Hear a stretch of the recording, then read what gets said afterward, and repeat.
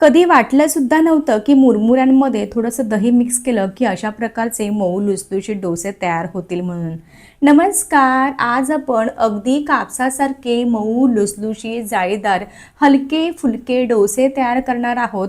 त्यासोबतच ना फक्त 5 मिनिटात तयार होणारी लाल चटणी कशी बनवायची हे देखील सांगणार आहे. आता इडली डोसा बनवायचा म्हटल्यावरती डाळ तांदूळ भिजत घाला, त्याला आंबवा, अशी बऱ्याच प्रकारची मोठी प्रोसेस असते. तर आज आपण अजिबात कोणत्याही प्रकारचा रवा किंवा तांदळाचं पीठ न वापरता झटपट असे 15 ते 20 मिनिटात तयार होणारे डोसे कसे तयार करायचे हे पाहणार आहोत. या डोशांना जाळी पाहणा अगदी सुंदर आलेली आहे. अजिबात वातट किंवा कडक होत नाहीत. मस्त असे मऊ लुसलुशीत आणि गुबगुबीत तयार झालेले आहेत.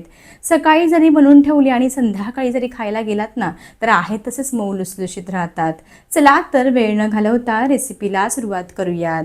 रेसिपी आवडली असेल तर चॅनलला जरूर सबस्क्राईब करा, त्यासोबतच बेल आयकॉन देखील प्रेस करा.